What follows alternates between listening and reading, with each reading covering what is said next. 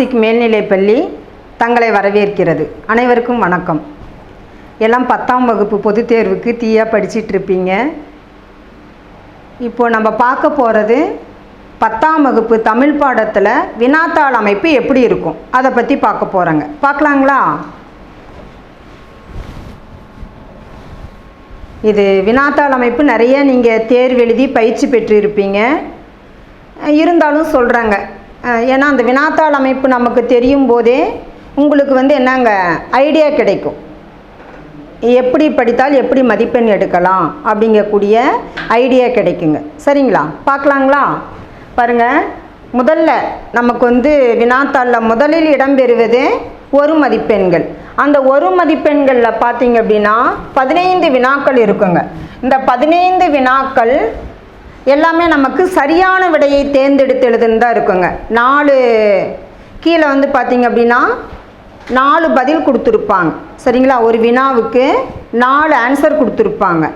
அதில் நம்ம எந்த ஆன்சர் எடுத்து எழுதணுங்கிறது தெரியுங்க. இதில் கோடிட்டிடமோ மற்றபடி வேறு எது மாதிரிலாம் கேட்க மாட்டாங்க. அதாவது கொள்குறி வகை வினாக்கள்னு சொல்லுவாங்க. சரியான விடையை தேர்ந்தெடுத்து எழுது அப்படின்னு சொல்லுவாங்க. இதில் நமக்கு 12, 13, 14, 15 இந்த 4 வினாக்கள் பார்த்தீங்க அப்படின்னா பாடல் வரியிலிருந்து கேட்பாங்க. சரிங்களா? 12, 13, 14, 15 பாடல் வரி கொடுத்து இந்த பாடல் வரியில் என்னென்ன வினாக்கள் வரும் அப்படிங்கிற மாதிரி கொடுத்துருப்பாங்க. அந்த பாடல் வரியில் எப்படியெல்லாம் கேட்கலாம் அப்படின்னு பார்த்தீங்க அப்படின்னா, இந்த பாடலை இயற்றியவர் யார், இந்த பாடலில் இடம்பெற்ற எதுகை மோனைகளை எடுத்தெழுது, இந்த பாடலில் இருக்கக்கூடிய இந்த சொல்லுக்கு பொருள் என்ன, இந்த சொல்லை பிரித்து எழுதுக, இது மாதிரிலாம் கேட்பாங்க. அதிகமாக இப்போ நீங்கள் பயிற்சி பெற்றிருக்கக்கூடிய வினாக்கள்லாம் பார்த்தீங்க அப்படின்னா இதில் அடிமோனை என்ன, அடியதிகை என்ன, இது மாதிரி. அதேமாதிரி சீர்மோனைனா என்ன, சீரதிகைனா என்ன அப்படிங்கிற மாதிரி கேட்குறாங்க. மற்ற வினாக்கள் கூட நீங்கள் எழுதிடுவீங்க. பாடல் வரியில் உங்களுக்கு கவனம் தேவைங்க. ஏன்னா இந்த பாடல் வரி எந்த தலைப்பில் எந்த ஆசிரியர் அப்படிங்கிறது தெளிவாக தெரிஞ்சாதான் அந்த 4 ஒரு மதிப்பெண்களையும் நம்ம என்ன பண்ண முடியுங்க, எழுத முடியும். அதே மாதிரி மற்ற ஒரு மதிப்பெண்கள் இருக்கு இல்லைங்களா, 11 வரல இருக்கு இல்லைங்களா, அது புத்தக வினாக்களும் இடம்பெறலாம், அகவய வினாக்களும் இடம்பெறலாம். அகவய வினாக்கள்லாம் ஆங்கிலத்தில் சொல்லுவாங்க இன்டீரியல் ஒரு மதிப்பெண்கள், அதாவது இன்டீரியல் கொஷினு அப்படின்னு சொல்லுவாங்க. இன்டீரியல் 1 மார்க் அப்படின்லாம் சொல்லுவாங்க. சரிங்களா? அதை தான் நம்ம தமிழில் அகவய வினாக்கள் அப்படின்னு சொல்லுவாங்க. புறவய வினாக்கள் அப்படின்னா புக் பேக் கொஷின்னு சொல்லுவாங்க. அப்போ அந்த 11 வினாக்களுமே நமக்கு புத்தக வினாக்களே இடம்பெறுன்னு சொல்ல முடியாது. அதில் அகவய வினாக்களும் இருக்குங்க. அந்த அகவய வினாக்கள் எப்படி கேட்பாங்க அப்படின்னு பார்த்தீங்கன்னா அதிகமாக இலக்கண பகுதியில் கேட்பாங்க. நமக்கு இலக்கணத்தில் பார்த்தீங்கன்னா எழுத்து, சொல், தொகைநிலை, தொகாநிலை, வினா வகை, விடை வகை, அலகிடுதல்ல பா, அந்த பா வகைகள் என்ன, இது மாதிரிலாம் இருக்குங்க. சரிங்களா? அதில் பெயர் அதிகமாக திருப்பி இப்போ வந்த வினாத்தாள், இந்த ஆண்டு வந்த வினாத்தாள் திருப்பி கேட்ட வினாக்கள் பார்த்தீங்க அப்படின்னா இது பெயரச்ச தொடரை எடுத்து எழுதுங்க, வினையச்ச தொடரை எடுத்து எழுதுங்க, இதை எழுவாயை மாற்றி எழுது, இது மாதிரிலாம் கேட்குறாங்க. அதனால் உங்களுக்கு அந்த அகவய வினாக்கள்னு நம்ம எதிர்பார்க்கலாம். எப்படி எதிர்பார்க்கலாம் அப்படின்னா இலக்கணத்தில் நல்லா நீங்கள் பயிற்சி பெறணுங்க. அதை நீங்கள் ஒவ்வொரு லைன்லேயும் ஒவ்வொரு வரியும் விடாமல் படிக்கணுங்க. சரிங்களா? அப்போது 15 ஒரு மதிப்பெண்களில் 11 ஒரு மதிப்பெண்கள் பார்த்தீங்கன்னா புத்தக வினாக்களும் இடம்பெறும், அகவய வினாக்களும் இடம்பெறும். அந்த 12, 13, 14, 15 பாடல் வரிகள் கொடுத்து பாடல் வரியிலிருந்து வினாக்கள் கேட்பாங்க. பாடல் வரியை நல்லா பாருங்கள். ஏன்னா மதிப்பெண் நமக்கு போகுது அப்படின்னாவே அது பாடல் வரியில் தான் போகுங்க. அதனால் கவனம் தேவைக்கன்னா நல்லா பாருங்கள். சரிங்களா? அடுத்தது பார்த்தோம் அப்படின்னா குருவினாக்கள். குருவினாக்கள் அப்படின்னா 2 மதிப்பெண்கள், அதாவது 2 மார்க் கொஷின் சொல்லுவாங்க. அதில் உங்களுக்கு பார்த்தீங்க அப்படின்னா 6 வினாக்கள் கேட்டு எத்தனை எழுதுகிறாங்க, 4 எழுதுகிறாங்க. சரிங்களா? அடுத்தது குருவினாக்கள் தாங்க. இதில் 7 வினாக்கள் கேட்டு நம்ம 5 எழுதுவோங்க. அடுத்தது பார்த்தீங்க அப்படின்னா சிறுவினாக்கள். சிறுவினாக்கள் அப்படின்னா 3 மார்க் கொஷின், 3 மதிப்பெண்கள். இதில் 3 கொடுத்து நம்ம 2 எழுதணுங்க. அதேமாதிரி அடுத்ததும் பார்த்தீங்க அப்படின்னா சிறுவினாக்கள் மனப்பாடம் கொடுத்துருப்பாங்க, 3 கொடுத்து 2 எழுதணுங்க. இதை நம்ம அடுத்தது விளக்கமாக நான் உங்களுக்கு சொல்கிறேங்க. அடுத்து சிறுவினாக்கள், அலகிடுதல் இதெல்லாம் பார்த்திங்க அப்படின்னா 3 கொடுத்து 2 எழுதணுங்க. இந்த 5 மதிப்பெண்கள் பார்த்திங்க அப்படின்னா உங்களுக்கு நெடுவினா, அதில் படிவம், அதே மாதிரி காட்சிகள் இதெல்லாம் கேட்பாங்க, பார்க்கலாங்க. அடுத்தது உங்களுக்கு இறுதியாக இருக்கக்கூடிய அந்த வினாத்தாள் அமைப்பு என்னன்னு பார்த்தோம் அப்படின்னா, அதாவது 8 மார்க் வினாக்கள், சரிங்களா, நெடுவினாக்கள்னு சொல்லுவோம். இதில் தான் கட்டுரைகள் அமையும், பொது கட்டுரைகள் அமையும். பார்க்கலாமா கண்ணு? இங்கே பாருங்கள், பகுதி 1ல் என்ன இடம்பெறும்? 15 1 மதிப்பெண்கள். 15 1 மதிப்பெண்கள் விளக்கம் இப்போ நான் சொன்னேங்க. அடுத்தது பகுதி 2ல் பிரிவு 1ல் என்ன இருக்கும் பார்த்தீங்க அப்படின்னா, அதாவது குறிவினாக்கள்னால் 2 மதிப்பெண்கள். 6 வினாக்கள் இருக்குங்க. நம்ம எத்தனை எழுதணுங்க? 4 வினாக்கள் எழுதணுங்க. அதில் 21வது வினா வந்து பார்த்தீங்க அப்படின்னா கட்டாயமாக எழுதணும். அதாவது கம்பல்சரி, உங்களுக்கு மற்ற சப்ஜெக்ட்லாம் கம்பல்சரி கொஷின் அப்படின்னு சொல்லி ஆங்கிலத்தில் சொல்லுவாங்க இல்லைங்களா, அதே மாதிரியே தமிழ்லேயும் அப்படி தாங்க. 21 வினாவுக்கு கட்டாயமாக விடையளிக்கும் அப்படின்னா அது திருக்குறள் தாங்க. மனப்பாட பகுதியிலிருந்து கேட்பாங்க. தொடங்கும் என குறளை எழுதுக. அதிகமான வினாத்தாளில் அப்படி தான் கேட்குறாங்க. ஒரு சில சமயம் முடியும் என குறளை எழுதுங்க. இப்போ விடல் என முடியும் குறளை எழுதுங்க. இது மாதிரிலாம் கேட்கலாம், சரிங்களா. அப்போது அந்த மனப்பாட பகுதி தான் இங்கே நமக்கு என்னங்க 21 வினாவாக என்ன கொடுத்துருக்குறாங்க? கட்டாய வினாவாக கொடுத்துருக்குறாங்க. அதனால் என்ன பண்ணுங்க, மனப்பாட செயலை விடாமல் படிச்சுக்கணுங்கண்ணா. அடுத்தது பார்த்தீங்க அப்படின்னா, அதே மாதிரி 16வது வினா, இந்த வினாயன் மாறி கூட இருக்கலாம். ஆனால் அதிகமான வினாத்தாள் எப்படி இருக்குது அப்படின்னா 16வது வினா விடைகளுக்கேற்ற வினா அமைக்க. விடைகளுக்கேற்ற வினா அமைக்க அப்படின்னா விடை, அதாவது ஒரு சொற்றொடர் கொடுத்துருவாங்க, நம்ம என்ன பண்ணோம், அதுக்கு தகுந்த வினாவை அமைக்கணும். இதெல்லாம் எளிமையாக எழுதலாங்க, சரிங்களா. யார், எப்படி, எதற்கு, எங்கு, இது மாதிரி என்னங்க வினா அமையிற மாதிரி நம்ம எழுதணுங்க. இதில் ஈஸியாக மதிப்பெண் எடுக்கலாங்க, அதாவது எளிமையாக மதிப்பெண் எடுக்கலாங்க, சரிங்களா. அப்போது இந்த பகுதியில் 6 வினாக்கள் இடம்பெறும். நம்ம 4 எழுதணுங்க.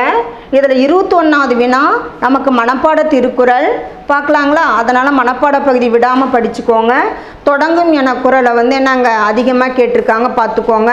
அதே மாதிரி விடைகளுக்கேற்ற வினா அமைக்க அப்படின்னா விடை அமையிற மாதிரி சொற்றொடர் இருக்கும், நம்ம வினா அமைக்கணுங்க, சரிங்களா. நம்ம அமைக்கக்கூடிய வினா வந்து படிக்கும்போது இதுக்கு என்ன பதில் வரும் அப்படிங்கிறத தெரிஞ்சுக்கணுங்கண்ணா. அடுத்தது பார்க்கலாங்களா. அதாவது பிரிவு 2ல் உங்களுக்கு 7 வினாக்கள் இருக்குங்க. நம்ம எத்தனை எழுதணுங்க? 5 வினா மட்டும்தாங்க எழுதணும், சரியா. அந்த 5 வினாக்களில் அதிகமான வினாக்களில் எப்படி என்ன தலைப்பில் இருக்குது அப்படின்னு பார்த்தோம் அப்படின்னா கலைச்சொற்கள் இருக்குங்க, சரிங்களா. கலைச்சொற்கள் ஆங்கிலத்தில் கொடுத்து நம்ம என்ன பதில் என்ன எழுதணுங்க, தமிழ் எழுதணும். இதுவரையிலும் அந்த வினாக்களில் பார்த்தீங்கன்னா எல்லா வினாத்தாள்லையுமே கலைச்சொற்கள் இருக்குது. கலைச்சொற்கள் கேட்குறாங்கன்னா இந்த பகுதியில் அதிகமாக கேட்குறாங்க, அல்லது நமக்கு 1 மதிப்பெண்களில் கேட்குறாங்க. அதனால் கலைச்சொல்லில் கண்டிப்பாக என்னங்க மதிப்பெண் இருக்குங்க, விடாமல் படிச்சுக்குவாங்க, சரிங்களா. அடுத்தது பகுபத உறுப்பிலக்கணம். ஏன்னா நம்ம பாடப்புத்தகத்தில் இருக்கிறதே பார்த்திங்கன்னா பகுபத உறுப்பிலக்கணம் குறைவாக தான் இருக்குது. அதிகமான வினாத்தாட்கள்லாம் பகுபத உறுப்பிலக்கணம் கேட்டிருக்காங்க. அடுத்தது இலக்கண வினாக்கள். இலக்கண வினாக்கள்லாம் இந்த பகுதியில் தான் அதிகமாக கேட்டிருக்காங்க, சரிங்களா. அதனால் இலக்கண வினாக்கள்லாம் பார்த்துக்கோங்கண்ணா. அடுத்தது மொழிப்பெயர்ச்சிகள். மொழிப்பெயர்ச்சிகள்னால் நம்ம புத்தகத்துக்கு பின்னாடி இருக்கு இல்லைங்களா, தேவையான இடத்தில் வல்லினமைகளை இட்டும் நீக்கியும் எழுதுக. அதே மாதிரி மயங்கொலி பிழைகளை நீக்கி எழுதுக, மரபு தொடரில் அமைத்து எழுதுக. இது மாதிரிலாம் கேட்குறாங்க இல்லைங்களா. இதை தான் நம்ம வந்து என்ன பண்ணுவோங்க, மொழிபெயர்ச்சின்னு சொல்கிறோங்கண்ணா, சரிங்களா. அப்போது இதுதான் கட்டாயமாக இருக்கணுங்கிறது இல்லை, அதிகமான வினாத்தாளில் இது கொடுத்துருக்கிறதுனால உங்களுக்கு நம்ம சொல்கிறேங்க. ஆனால் நீங்கள் எல்லாம் தான் பார்க்கணும், பார்த்த பின்னாடி இதை பார்த்துக்குவாங்க, சரிங்களா. இப்படி தான் வரும்னு சொல்லிலாம் சொல்லலைங்க, இதை எதிர்பார்க்கலாம் நம்ம. அப்போது பிரிவு 2ல் 7 வினாக்கள் கொடுத்து நம்ம 5 வினாக்கள் எழுதணும். அதில் பார்த்தீங்கன்னா கலைச்சொற்கள் அதிகமான வினாத்தாளில் இடம்பெற்றிருக்கு. அடுத்தது பகுபத உறுப்பிலக்கணம் அதிகமாக இடம்பெற்றிருக்கு. அடுத்தது இலக்கண வினாக்கள் அதிகமாக இடம்பெற்றிருக்கு. அடுத்தது மொழிப்பெயர்ச்சிகள், சரிங்களா. அதெல்லாம் கொஞ்சம் நல்லா பார்த்துக்கோக்கண்ணா. இந்த பிரிவு 2ல் இதெல்லாம் இடம்பெற்று இருக்குங்க, நல்லா பார்த்துக்கோங்க. அடுத்தது பகுதி 3. பகுதி 3ல் பிரிவு 1. பிரிவு 1ல் வந்து பார்த்தீங்க அப்படின்னா உரைப்பத்தியை படித்து வினாக்களுக்கு விடை தருக. சரிங்களா? இங்கே கொடுத்துருக்குறாங்க பாருங்க. அதாவது 3 வினா கொடுத்து நம்ம எத்தனை எழுதணுங்க? 2 வினாக்களுக்கு விடை எழுதணுங்க. அதில் உரைநடையில் இருந்தும் கேட்கலாம், செய்யுள் இருந்தும் கேட்கலாம். ஆனால் கண்டிப்பாக அதிகமான வினாத்தாட்களில் எது இருக்குங்க? இந்த உரைப்பத்தி கொடுத்துருக்காங்க. உரைப்பத்தி அப்படின்னா பேராகிராஃப். ஆங்கிலத்தில் நம்ம என்ன சொல்லுவோங்கன்னா பேராகிராஃப். அந்த பேராகிராஃப் பார்த்து நம்ம என்ன பண்ணுங்க, அதாவது அந்த பத்தியில் செய்திகள் இருக்கும், அந்த செய்திகளை படிச்சுட்டு கீழே வந்து வினாக்கள் கொடுத்துருப்பாங்க. 3 வினா இருக்கும். அந்த பத்தியிலே ஆன்சர், அதாவது பதில் இருக்குங்க. அந்த பதில் எடுத்து எழுதணும். இதில் நீங்கள் மற்றதெல்லாம் எழுதிடுவீங்க. ஒரு சில சமயம் சிந்திக்கிற மாதிரி வினா கேட்குறாங்க. இந்த பத்திக்கு ஏற்ற தலைப்பை எழுதுக அப்படின்னு கேட்குறாங்க. அப்போ கேட்கும்போது அந்த பத்தி அதில் வரக்கூடிய செய்திகள் எதை மையமாக வச்சு வருது அதை நம்ம தெரிஞ்சுக்கிட்டு தலைப்பு எழுதணுங்க. சரிங்களா? திருப்பி திருப்பி எந்த செய்தியை சொல்கிறாங்க அப்படிங்கிறத நம்ம மையமாக வச்சுட்டு என்ன பண்ணுங்க, தலைப்பு எழுதணுங்க. சரியா கண்ணா? அப்போது இந்த பகுதியில் கண்டிப்பாக உரைப்பத்தி கேட்குறாங்க. நல்லா பார்த்துக்கோங்க கண்ணா. உரைப்பத்தி அப்படின்னா பத்தி, அதுக்கு தகுந்த வினா கொடுத்துருப்பாங்க, நம்ம எழுதணும். இது எளிமையான பகுதி, பார்த்துக்கோங்க. மற்ற வினாக்கள் வந்து நமக்கு என்னங்க, மீதி 2 வினாக்கள் எந்த பகுதியிலிருந்து வேணுமாலும் கேட்கலாங்க. அடுத்தது பிரிவு 2. எவையான 2 வினாக்களுக்கு மட்டும் சுருக்கமாக விடையளிக்கவும். 3 வினாக்கள் இடம்பெறும் தம்பி. நம்ம எத்தனை எழுதணுங்க? 2 வினாக்களுக்கு பதில் எழுதணும். இதில் இந்த 34வது வினா இருக்கு இல்லைங்களா, கட்டாயமாக விடையளிக்க வேண்டும். இந்த 34வது வினா வந்து பார்த்தீங்கன்னா மனப்பாடம் செய்யலுங்க. மனப்பாடம் செய்யலுங்கும் போது பார்த்தீங்கன்னா உங்களுக்கு 2 மனப்பாடம் செய்யல், அதாவது அல்லது கொடுத்துருப்பாங்க. சரிங்களா? சிறுதாம்பு என தொடங்கும் செய்யுளை அடிபிறலாமல் எழுதுக, அல்லது நவமணி என தொடங்கும் செய்யுளை அடிபிறலாமல் எழுதுக. இது மாதிரி கேட்பாங்க. அப்போது அந்த செய்யுள் பகுதி மனப்பாட செய்யுள் இருக்கு இல்லைங்களா, அதில் 2 கொடுத்து உங்களே 1 தான் எழுத சொல்கிறாங்க. அதனால் நல்லா பார்த்துக்கோக்கணும். அதிகமாக பார்த்தீங்க அப்படின்னா, அதாவது இது வரலும் அந்த வினாவை வச்சு சொல்கிறாங்க. முதல் 6 செய்யுள் படிச்சிங்கனாவே 1 நம்ம எழுதிடலாங்க. சரிங்களா? அதனால் எல்லாத்தையும் படிச்சுக்கோ. முதல் 6 செய்யுள் வந்து திருவிளையாடற் புராணம் இருக்கு இல்லைங்களா, அது வந்து நல்லா பார்த்துக்கோங்க. சரிங்களா? அப்போ 34வது வினா. இப்போ இந்த 3 வினாக்கள் கொடுத்துருக்குறாங்கன்னா இந்த 3 வினாக்களில் 2 எழுதணும். அந்த 2ல் கண்டிப்பாக 34வது வினா என்ன பண்ணுங்க, எழுதணும். சரியா கண்ணா? மற்றது அந்த 2 வினாக்களை எது வேணுமாலும் நீங்கள் தேர்வு செஞ்சுக்கலாம். அதனால் பார்த்துக்கோங்க. அதேமாதிரி அந்த மனப்பாட பகுதி எழுதும்போது என்ன பண்ணு அப்படின்னா அந்த பாமுறைப்படி எழுதணுங்க. பாமுறைப்படின்னா என்ன, 1 அடி வெளியீடு இருக்கும், 1 அடி உள்ளே இருக்கும். அது தகுந்த மாதிரி, அதாவது இடம் பத்தலை அப்படின்னா இப்போ அரிசீர் களி நெடிலடி ஆசிரிய விருத்தம் அப்படின்னு இருக்குன்னு வச்சுக்கோங்களேன். 6 சீர் என்ன இருக்குங்க, ஒரே இதில் இருக்காது. அதனால் மடக்கி எழுதியிருப்பாங்க. மடக்கி எழுதும் போது நம்ம என்ன பண்ணுங்க, 1 அடி வெளியிலையும், இங்கே பாருங்கள் 1 அடி வெளியில் இருக்கும், 1 அடி உள்ளே இருக்குங்க. இப்படி தான் எழுதணும். நம்ம இஷ்டத்துக்கு எழுதக்கூடாதுங்க. அப்படி எழுதுனா மதிப்பெண்கள் குறைச்சிருவாங்க. கொஞ்சம் பார்த்துக்கோக்கணும். அதேமாரி மனப்பாட பகுதி எழுதும்போது அது என்ன தலைப்பு, ஆசிரியர் பெயர், இதெல்லாம் வந்து என்ன குறிப்பிடணுங்க. சரிங்களா? இல்லைன்னா மதிப்பெண் குறைச்சிருவாங்க. அடுத்தது பிரிவு 3ங்க. பிரிவு 3ல் பார்த்தீங்க அப்படின்னா 3 கொடுத்து 3 வினாக்கள் இருக்குங்க. நம்ம 2 எழுதணுங்கண்ணா. அதில் வந்து அதிகமான வினாத்தாட்களில் என்ன இருக்குது, அலகிடுதல் இருக்குங்க. என்ன இருக்குங்க, அலகிடுதல் இருக்குங்க. அணி இருக்கும், பொருள்கோள் இருக்கும். சரிங்களா? அலகிட்டு வாய்ப்பாட்டு தருக. இது ஈஸி தாங்க. இது நமக்கு நேர் நேர் தேமா, நிறை நேர் புளிமா, நிறை கரிவிளம், நேர் நிறை கூவிளம், இந்த வாய்ப்பாடுகள்லாம் படிச்சிருப்பீங்க. அந்த வாய்ப்பாடு நீ மறந்துட்டுன்னா உன்னுடைய அலகிடுதல் எல்லாமே என்ன ஆயிருங்க, தவறாயிரும். சரிங்களா? இது நீங்கள் எப்படிலாம் எளிமையாக பிரிக்கலாம் அப்படிங்கிறது பயிற்சி பெற்றிருப்பீங்க. அதனால் அதிகமான வினாத்தாட்களில் அலகிடுதல் இருக்குது. இது எளிமையாக என்னங்க 3 மதிப்பெண் எடுக்கலாம். சரிங்களா? அதே மாதிரி எழுதி முடிக்கும்போது கீழே இக்குரட்பா மலர் என்னும் வாய்ப்பாட்டை கொண்டு முடிந்துள்ளது, அந்த வாசகத்தை எழுதணுங்க. இல்லைன்னா அதுலேயும் என்ன பண்ணுங்க, மார்க் குறைஞ்சிருங்க. பார்த்துக்கோங்க. அடுத்தது அதிகமான வினாத்தாட்களில் அணி கேட்குறாங்க. அந்த அணி பார்த்திங்க அப்படின்னா நம்ம பாட புத்தகத்தில் இருக்குங்க. என்னென்ன அணி இருக்குது அப்படின்னா தற்குறிப்பேச்சு அணி இருக்கும், நிரல் நிறை அணி இருக்குங்க. அடுத்தது தீவக அணி இருக்கும். அடுத்தது வந்து பார்த்திங்க அப்படின்னா திருக்குறள்லேயே அணி இருக்குங்க. சரிங்களா? உவமை அணி இருக்குங்க. இந்த அணிகள்லாம் பார்த்தீங்கன்னா தெளிவாக படிக்கணுங்க, அதனுடைய விளக்கம். இப்போ நிரல் நிறை அணி அப்படின்னு பார்த்தோம் அப்படின்னா சொல்லையும் பொருளையும் வரிசையாக நிறுத்தி அதன் முறைப்படியே பொருள் கொள்ளுவது. சரிங்களா? இப்படி எழுதுறது தான் என்ன? நிரல் நிறை அணி அப்படின்னு அதனுடைய விளக்கம், அதாவது டெஃபினேஷன் சொல்லுவோம். நிரல் நிறை அணி என்றால் என்ன அப்படின்னு ஒரு 2 மதிப்பெண் கேட்குறாங்க அப்படின்னா, சொல்லையும் பொருளையும் வரிசையாக நிறுத்தி அவற்றின் முறைப்படியே பொருள் கொள்ளுவது நிரல் நிறை அணி. இது மாதிரிலாம் நம்ம என்னங்க பயிற்சி பெற்றிருப்போம். அதேமாதிரி தீவகம், தீவகம்னா என்ன? விளக்கு என்று பொருள் அப்படின்னு சொல்லி இது 1 மதிப்பெண்கள்லாம் கேட்டிருக்காங்க. அந்த விளக்கிலிருந்து வெளிச்சம் எப்படி அறை முழுவதும் சென்று பொருளை தருகிறதோ அதே மாதிரி இந்த செய்யுளில் ஒரே சொல் அனைத்து இடத்திற்கும் சென்று பொருளை தருகிறது அப்படின்னு சொல்லி நம்ம விளக்கெல்லாம் படிச்சிருப்பாங்க, பாடல் வரி விளக்கெல்லாம் படிச்சிருப்பாங்க. சரிங்களா? அப்போ அந்த அணி எழுதும்போது கவனம் தேவைக்கன்னா பார்த்துக்கோங்க. நம்ம பாடப்பகுதியில் இருக்கக்கூடிய அணிகள்லாம் நல்லா தெளிவாக பார்த்துக்கோங்க. சரிங்களா? அடுத்தது பொருள்கோள். பொருள்கோளை நமக்கு இருக்குங்க. ஆற்று நீர் பொருள்கோள். அந்த பொருள்கோள் நல்லா பார்த்துக்கோ. புத்தக வினாக்கள் நல்லா தரவா இது வரலும் அந்த வரலும் பார்த்திங்கன்னா அடிக்கடி புத்தக வினாக்கள் கேட்டிருக்காங்க. அதே மாதிரி அகவய வினாக்கள், கொண்டு கூட்டு பொருள்கோள் இதெல்லாம் கொடுத்துருக்காங்க நமக்கு. அதையும் கொஞ்சம் பார்த்துக்கோக்கண்ணா. சரியா? ஆக மொத்தத்தில் இதில் வந்து பார்த்திங்கன்னா 2 வினாக்களுக்கு மட்டும் சுருக்கமாக விடையளிக்கும் அப்படின்னா 3 வினாக்கள் இடம்பெறும். அந்த 3 வினாக்களில் 2 நீ எழுதுனுங்க. இதில் அதிகமாக வினாக்கள் அலகிடுதல் 1 கொடுத்துருக்காங்க, அணியை அதிகமாக கேட்குறாங்க, பொருள்கோளும் அதிகமாக கேட்குறாங்க. மற்ற வினாக்களும் இடம்பெறலாம். இதுதான் இடம்பெறணுங்கள்ல. இது நல்லா பயிற்சி பெற்றுக்கோங்க. சரியா? அடுத்தது பகுதி 4ங்க. இந்த பகுதி 4ல் இந்த ஒவ்வொன்றுக்கும் பார்த்திங்கன்னா ஒவ்வொரு வினாவுக்கும் மதிப்பெண்கள் எத்தனை, நம்ம எழுதக்கூடிய பதிலுக்கு அதாவது விடையெழுத்திற்கு எத்தனை அப்படின்னா 5 மதிப்பெண்கள். இந்த பகுதியில் ஒரு சாதாரண மாணவன் கூட என்னங்க 20 மதிப்பெண்கள் பெறலாம். சரிங்களா?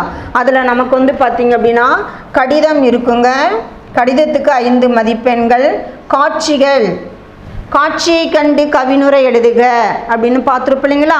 நம்ம ஒவ்வொரு இலக்கும் பின்னாடி காட்சிகள் இருக்கும். அதாவது படம் கொடுத்துருப்பாங்க, படத்தை வச்சு நம்ம எழுதணுங்க. அது நம்ம என்ன பண்ணலாம், அந்த படத்துக்கு தகுந்த நம்ம சொந்த நடையில் கூட எழுதலாம். ஆனால் அந்த சொந்த நடையில் எழுதும்போது எப்படி இருக்கணும் அப்படின்னா திருப்தியாக இருக்கணுங்க. திருப்தியாக இருக்கணும்னா என்னங்க, டீசெண்டாக இருக்கணும். சரியா? வந்துக்கின்னு போயிருந்தேன், போய்கின்னு வந்துட்டு இருந்தேன் அப்படின்லாம் எழுதக்கூடாதுங்க. சரியா? அந்த இலக்கிய நடையில் பேச்சு வழக்கிலே என்ன பண்ணுங்க, நல்லா அந்த இலக்கிய நடையை நம்ம கொண்டுட்டு வரணுங்க. சரிங்களா? அடுத்தது வந்து பார்த்திங்க அப்படின்னா இதுக்கு 5 மதிப்பெண்கள். படிவத்துக்கு நமக்கு 5 மதிப்பெண்கள். மொழிபெயர்க்க தமிழாக்கம், தமிழாக்கத்திற்கு 5 மதிப்பெண்கள். இந்த பகுதியில் 20 மார்க்கு இன்னொரு 5 மதிப்பெண் என்ன அப்படின்னா நெடுவினாக்கள் கொடுப்பாங்க. சரியா? அந்த நெடுவினாவும் நீங்கள் கண்டிப்பாக படித்ததாக தான் இருக்கும். அப்போ பார்த்துக்கோக்கண்ணா, இது எளிமையான பகுதி. இதில் ஒரு சாதாரண ஒரு ஆவரேஜ் ஸ்டூடெண்ட்ஸ் கூட என்ன பண்ணலாங்க 20 மார்க் வாங்கலாங்க. சரிங்களா? அது பாருங்கள், தமிழாக்கம் அப்படின்னா பேராகிராஃப் கொடுத்துருப்பாங்க, அதாவது ஆங்கிலத்தில் கொடுத்துருப்பாங்க பேராகிராஃபாக, அதை நம்ம தமிழில் எழுதணுங்க. இது எல்லாமே இதுவரையிலும் அதிகமாக கேட்டவரையிலுமே பார்த்தீங்கன்னா உங்கள் புத்தக வினாக்கள் தான் அதிகமாக கேட்டிருக்காங்க. சரியா கண்ணா? அதனால் இது நல்லா பார்த்துக்கோங்க. அதிகமான வினாத்தாட்களில் கண்டிப்பாக படிவம் இருக்குது, கடிதம் இருக்குது, காட்சிகள் இருக்குது, மொழிபெயர்க்க அதாவது தமிழாக்கமும் இருக்குங்க. சரிங்களா? இதை பார்த்துக்கோக்கண்ணா. அடுத்தது பகுதி 5. இந்த பகுதி 5ல் அனைத்து வினாக்களுக்கும் விரிவாக விடையளிக்கவும். ஒரு 100க்கு 100 மதிப்பெண்கள் பெறுறாங்க அப்படின்னு பார்த்தீங்கன்னா இந்த பகுதியில் ரொம்ப கவனம் தேவைங்க. இதுக்கு ஒவ்வொரு வினாவுக்கு எத்தனை மதிப்பெண்கள் பார்த்தோம் அப்படின்னா 8 மதிப்பெண்கள். சரிங்களா? இதில் எப்படியெல்லாம் வினாக்கள் அமையும் அப்படின்னு பார்த்தீங்க அப்படின்னா நெடுவினாக்கள் அமையும், கட்டுரைகள் அமையும், பொது கட்டுரைகள் அமையும். அதாவது நிறைய எழுதுகிற மாதிரி வரக்கூடிய வினாக்கள்லாம் என்னங்க இதில் அமையும். பொது கட்டுரைலாம் பார்த்தீங்கன்னா எப்படி வேணுமாலும் கேட்கலாம். இப்போது நடந்து கொண்டிருக்கக்கூடிய நிகழ்வை வைத்து பொதுக்கட்டுரையெல்லாம் கேட்கலாங்க. சரிங்களா? அப்போ அந்த பொதுக்கட்டுரையெல்லாம் பார்த்திங்கன்னா அதிகமாக நம்ம வினாத்தாளில் எது கேட்டிருக்கிறாங்க அப்படின்னா கொரோனாவை பற்றி கேட்டிருக்காங்க, அதேமாதிரி சாலை பாதுகாப்பு பற்றி கேட்டிருக்காங்க, அதே மாதிரி மழைநீர் அதை பற்றி கேட்டிருக்காங்க, வளங்கள் நாட்டு வளங்கள் பற்றி கேட்டிருக்காங்க, சான்றோர்கள் பற்றி கேட்டிருக்காங்க. சரிங்களா? அப்போ அந்த பகுதியெல்லாம் நீ பயிற்சி பெறுவது நல்லதுங்க. மற்றதெல்லாம் நமக்கு என்னங்க அதிகமாக இது வரலும் அந்த நெடுவினாக்கள்லேயே கட்டுரை இதெல்லாம் கூட பார்த்தீங்க அப்படின்னா புத்தகத்தில் இருக்கிறது தான் கேட்டிருக்காங்க. சான்றோர் வளர்த்த தமிழ், அதே மாதிரி கருணையன் நெடுவினாலாக இருக்கு இல்லைங்களா, இதெல்லாம் வந்து என்னங்க 8 மதிப்பெண்களில் கூட கேட்குறாங்க. அதனால் இதில் ரொம்ப கவனம் தம்பி பார்த்துக்கோங்க. சரிங்களா?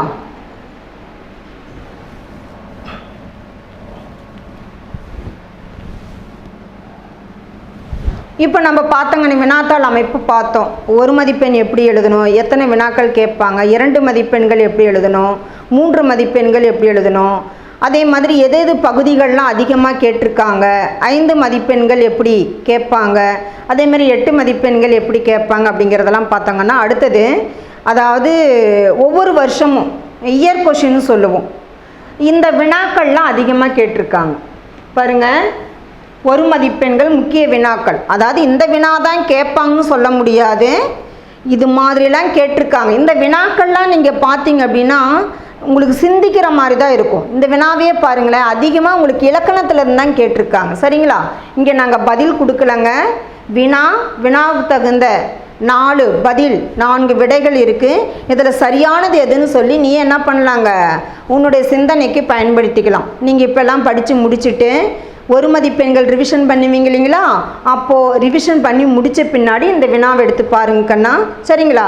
உங்களுக்கு பயன்பாடாக தான் இருக்கும். பாருங்கள், இந்த 1 மதிப்பெண்கள் பார்த்துக்கோங்க கண்ணா.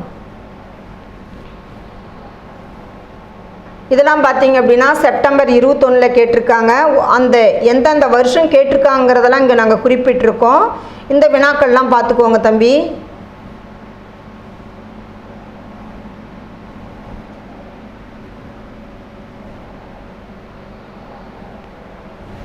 அதேமாரி இந்த வினாலாம் அதிகமாக கேட்டிருக்கிறாங்க. உலக காற்று நாளாக கொண்டாடப்படும் நாள் எந்த நாள் அப்படிங்கிறது என்னங்க, இதெல்லாம் உங்களுக்கு ஒரு ஜிகே கொஷினு கூடங்க.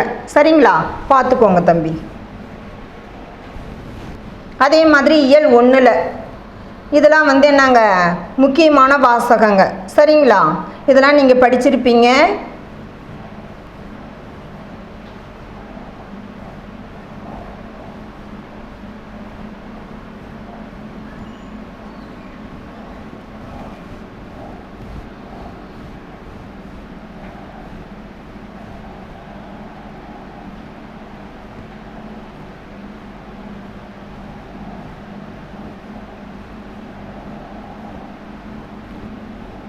இதெல்லாம் நீங்கள் படிச்சுட்டு ஒரு கிளான்ஸ், அதாவது ஒரு முறை திருப்பி பார்க்குறதுக்கு இந்த குறிப்புகள்லாம் தேவைப்படுங்க.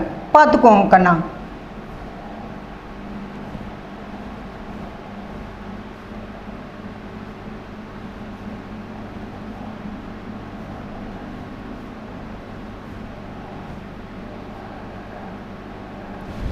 அதே மாதிரி இப்போது முக்கிய வினாக்களும் கொடுத்துருக்குறோம். சிறுவினாக்கள், குறிவினாக்கள், நெடுவினாக்கள்.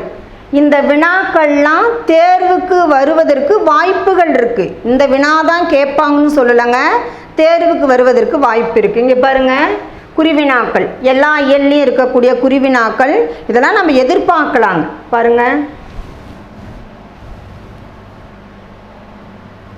இதெல்லாம் குறிவினாக்கள்.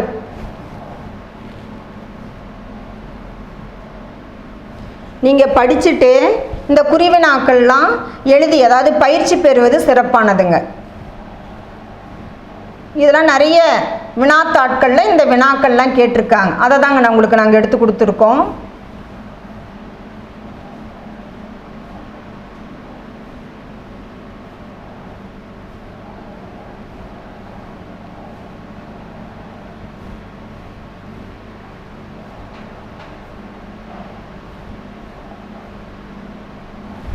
சரிங்களா?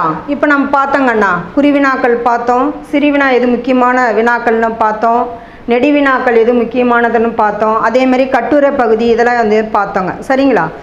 இப்போது வினாத்தாள் அமைப்பு பார்த்தோம், எப்படியெல்லாம் கேட்பாங்க, அதை நம்ம எப்படி எழுதணும் அப்படிங்கிறதெல்லாம் பார்த்தோங்க. கடைசியாக ஒன்று சொல்லிடுறேங்கண்ணா, என்ன அப்படின்னா, இப்போது ஒரு சாதாரண மாணவன் அவன் படிக்கிறான், எழுதுகிறான், மார்க் எடுக்கிறான். ஒரு 100க்கு 100 மார்க் எடுக்கக்கூடிய குழந்தைங்கள்லாம் இருப்பீங்க. சரிங்களா? நான் சொல்கிறது எல்லாத்துக்குமே தான். நீங்கள் குறைவாக படிச்சிருந்தீங்கன்னா கூட நம்ம எழுதக்கூடிய அந்த அமைப்பு, அதாவது ப்ரெசன்டேஷன், சரிங்களா, நல்லா இருக்கணுங்க. லாங்குவேஜை பொறுத்தவரையிலும் மொழி பாடத்துக்கு முதல்ல முக்கியத்துவம் கொடுக்கறது என்ன அப்படின்னு பார்த்தீங்கன்னா ப்ரெசன்டேஷன் தாங்க. சரிங்களா? அதாவது நம்ம எழுதக்கூடியது நீட்டாக தெளிவாக இருக்கணுங்க. அப்போது அதுவும் நல்லா இருந்தால் தான், ப்ரெசன்டேஷன் நல்லா இருந்தால் தான் என்ன ஆகுங்க, நமக்கு முழு மதிப்பெண்கள் கொடுப்பாங்க. சும்மா நம்ம மாங்குன்னு படிச்சுட்டு அங்கே போனோம் அப்படின்னா என்ன ஆகாதுங்க, மதிப்பெண்கள் வராதுங்க. அப்போது நம்ம எழுதும்போது ஒரு மதிப்பெண்கள் நீங்கள் எழுதுறதுக்கு இப்போ நீங்கள் படித்து எழுதி பார்த்துட்ருப்பீங்க. ஒரு மதிப்பெண்கள் எப்படி எழுதலாம், ஒரு லைன் விட்டு ஒரு லைன், அதாவது ஒரு வரி விட்டு ஒரு வரி எழுதுனீங்க அப்படின்னா உங்களுக்கு வந்து நாங்கள் பார்க்கவே நீட்டாக இருக்கும். அதே மாதிரி குருவினா எழுதுகிறாங்க. குருவினா எழுதும்போது அந்த பகுதியை முக்கியமான அந்த வார்த்தையை நம்ம தலைப்பாக இட்டுட்டு எழுதுனோன்னா சிறப்பாக இருக்குங்க. அதே மாதிரி நம்ம நெடுவினா எழுதுகிறோங்க. இங்கே தான் நீங்கள் ரொம்ப கவனம் தேவை. நெடுவினா எழுதும்போது குறிப்பிச்சட்டகம் போட்டு எழுதுனுங்க. சரிங்களா? குறிப்பிச்சட்டகம் போட்டு முன்னுரை முடிவுரை போட்டு எழுதுனீங்கன்னா ரொம்ப சிறப்பு. இப்போ 100க்கு 100 மதிப்பெண்கள் எடுக்கிறாங்கன்னா இதெல்லாம் கண்டிப்பாக உங்களுக்கு பேப்பர் வேல்யூவேஷனில் எதிர்பார்ப்பாங்க. சரிங்களா? அப்போ அதில் அந்த தலைப்பெலாம் எழுதிட்டு நம்ம என்ன பண்ணுங்க, கொட்டேஷன் கொடுக்கணும். அதாவது தமிழில் நம்ம என்ன சொல்லுவாங்க, மேற்கோள் கொடுக்கணும்னு சொல்லுவாங்க. மேற்கோள் கொடுக்கறது ரொம்ப ரொம்ப சிறப்பு.